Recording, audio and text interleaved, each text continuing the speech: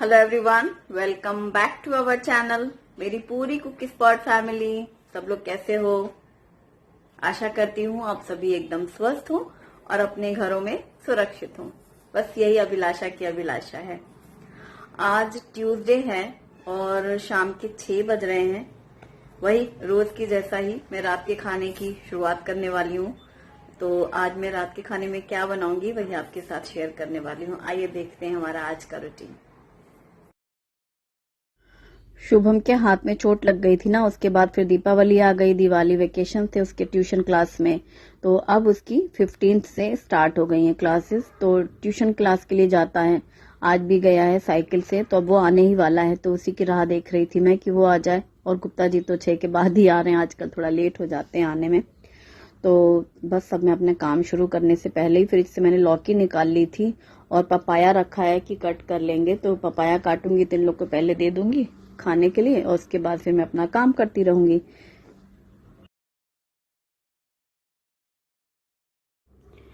तो 6 बजे जब घड़ी में, तो मुझे लगा कि बस अब 1-2 मिनट में आने ही वाला है। तो अब मैं शुरू करती हूँ अपने काम। तो ये एक लौकी है पूरी, इसका मैं यूज कर लूंगी। और पपाया मैंने कट किया है, बहुत देखने में तो मीठा लग रहा है। पता है मुझे पपीता पसंद नहीं है, मैं अक्सर पपीता काटती हूँ, इन लोग को दे देती हूँ, टेस्ट भी नहीं करती हूँ। जो बिल्कुल सब लोग खा ही नहीं रहे हैं, 2-4 प्लेट में इधर उधर पड़े हुए हैं, तो अब उनको डस्टबिन में कौन डाले, तो भले ही मुंह में डालूं, मुझे पसंद नहीं है ज्यादा। तो ये प्लेट लगाई मैंने। अभी तो एक प्लेट में साइड में रख दिया ढक करके, गुप्ता जी आएंगे तो वो ड्यूटी से आएंगे तो खाएंगे, और बाकी अम्मा और शुभम के लिए दिया है प्लेट में। और जो लौकी है उससे मैं 2 चीजें बनाऊंगी। एक तो लौकी के कोफ्ते और साथ में खीर बना लूंगी। वैसे या फिर कई बार मैं करती हूँ, क्योंकि एक लौकी पूरी अगर कद्दूकस करो तो इतने सारे के तो कोफ्ते बनते नहीं। कोफ्ते के लिए तो आधी लौकी काफी होती है। फिर आधी का क्या करो, या तो चना दाल लौकी बनाओ, या तुअर दाल लौकी बनाओ, या फिर रायता खीर। तो मैं दही अगर रहती है और मौसम सही हो तो ज्यादातर थोड़ा सा उबाला और दही रायता बना लिया। लेकिन आज मैं खीर बना रही हूँ, थोड़ी ज्यादा भी है। लौकी, दूध के पैकेट आ चुके हैं, इन्हें मैं बॉईल करने रखूंगी। लेकिन जो फ्रिज में रखा हुआ है कल वाला दूध, वो उसकी मैं खीर बना लूंगी। तो ये पूरी लौकी कद्दूकस की है, इसमें एक भी बीज नहीं निकला है, अच्छी थी लौकी बिल्कुल। और दूध का बर्तन मैंने यहाँ चढ़ाया, नया दूध जो आए हैं पैकेट, और फ्रिज से निकाल के लाई हूँ मैं जो बासी। अभी रात शाम को मैं दूध का बर्तन खाली करती हूँ ना, धुलती हूँ फिर पलटती हूँ, जो थोड़ा बहुत बच जाता है। आज शुभम दूध पी के नहीं गया था ट्यूशन क्लास के लिए, कह रहा था भूख नहीं है, तो फिर मैंने भी जिद नहीं किया था, तो दूध रखा हुआ है थोड़ा। कढ़ाई में मैंने घी डाला है 2 चम्मच जितना, और इसमें डाल रही हूँ मैं थोड़ा सा सूखा नारियल, कद्दूकस किया हुआ रखा रहता है डब्बे में, तो वो मैंने डाला है। थोड़ा सा किशमिश डाली है और चिरौंजी डाली है। एक दिन मुझे किसी ने पूछा था कि सूखा नारियल जो कद्दूकस करते हैं, इसे फ्रिज में रखा है कि बाहर? बाहर ही रखा है, फ्रिज में नहीं रखा। सूखा एकदम कड़क सूखा जो मिलती है ना, वाटी मिलती है नारियल की, खोबरा वाटी, उन्हीं को ऐसे कद्दूकस करके रख लिया, तो थोड़ा थोड़ा नहीं करना पड़ता है। और अब मैंने डाला है लौकी। तो लौकी ड्राई फ्रूट्स घी में अच्छे से भून लें, कुछ मिनट पका लें। और कभी कभी लौकी का कलर बिल्कुल ग्रीन रहता है कद्दूकस करने के बाद। आज तो मैंने अभी कद्दूकस किया, मतलब जितनी ये शूटिंग चल रही है तब भी देखो थोड़ा सा डार्क कलर हुआ, अपने आप ही हुआ। कुछ लौकी का ही होता होगा ऐसा। और यहाँ पर मैंने दूध डाल दिया है, ये बासी दूध कल वाला, तो आधे लीटर से थोड़ा ज्यादा लग रहा है मेरे को, बस डाल दिया अंदाज से। अब खीर अपना पकती रहेंगी।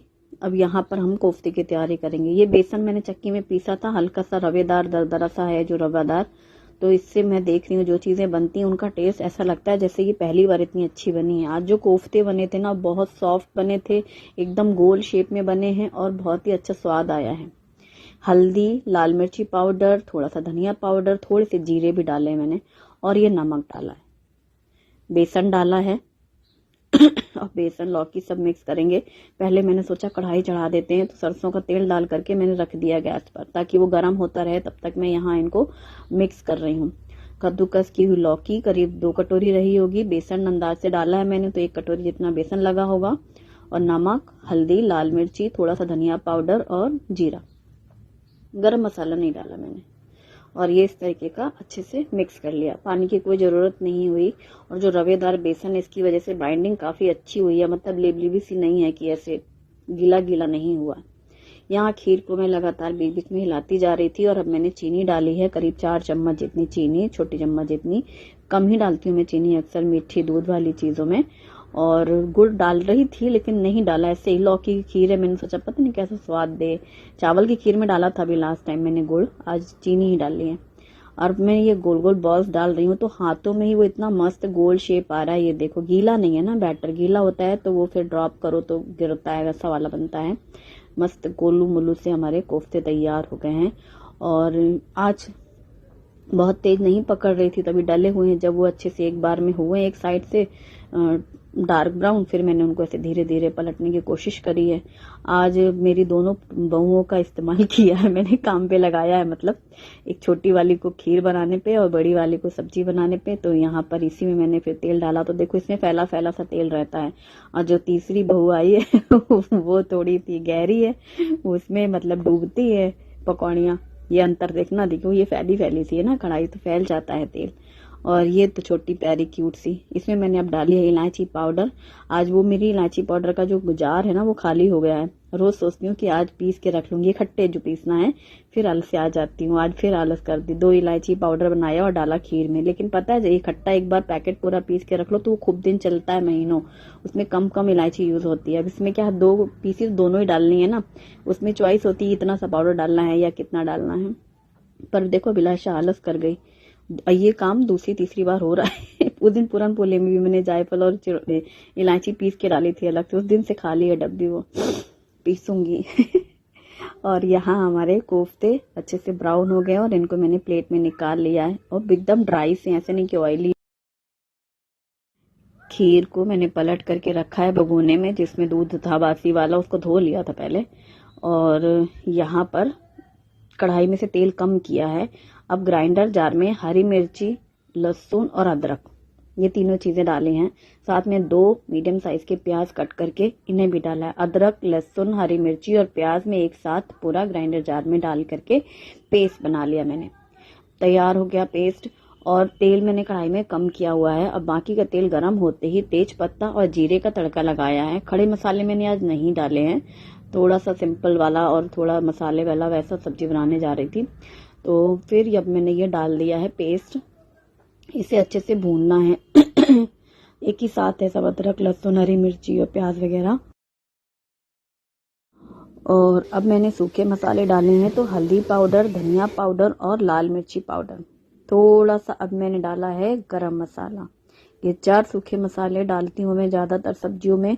और ये होममेड गरम मसाला है जिसमें सारे खड़े मसाले हैं, कभी कुछ ऊपर से नहीं भी डाला खड़े मसाले, फिर भी पूरा जायका रहता है।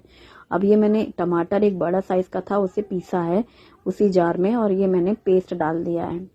इससे ग्रेवी अच्छी आती है और हल्का सा खट्टापन आता है।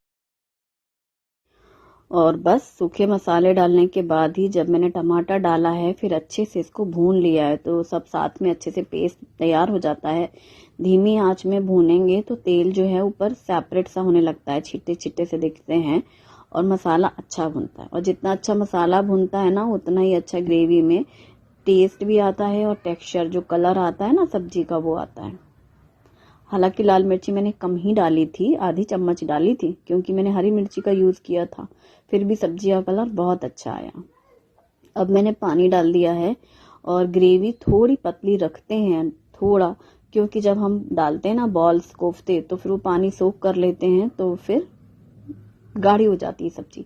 आज मैंने बेसन नहीं डाला है ग्रेवी में, और अभी मैंने नमक डाला है। बेसन मतलब ड्राई बेसन भी नहीं डाला, रोस्टेड वाला।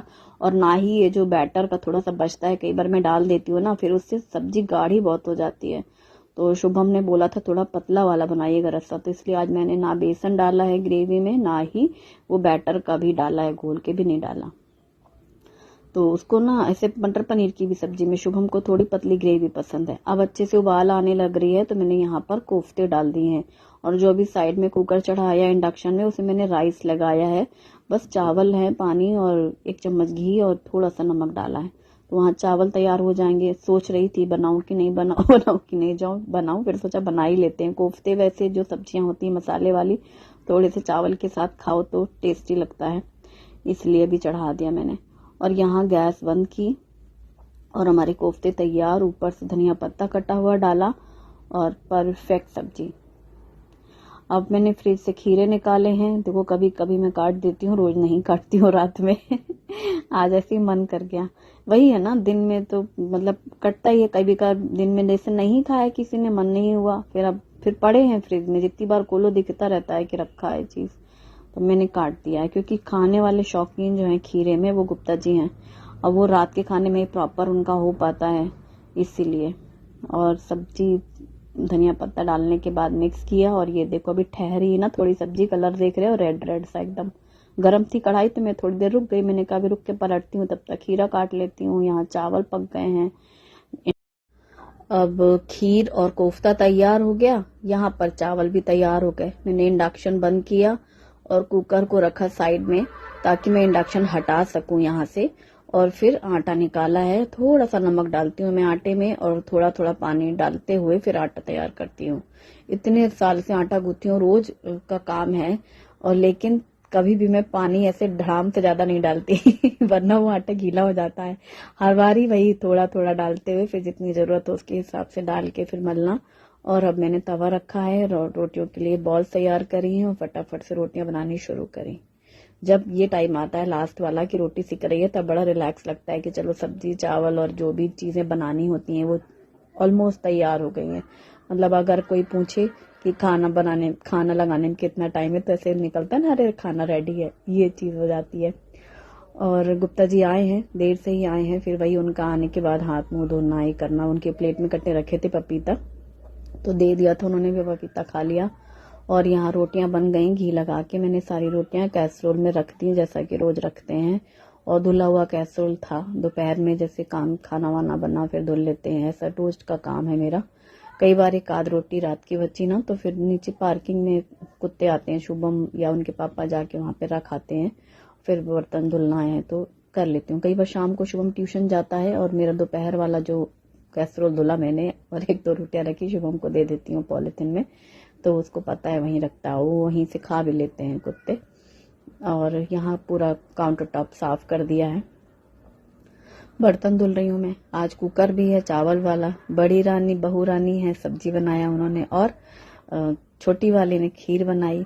और परात तो रहती ही है, मतलब ऐसा लग रहा है जैसे मिलजुल के पूरे परिवार ने काम किया, और बर्तनों का परिवार ही हमारा भरा पूरा परिवार।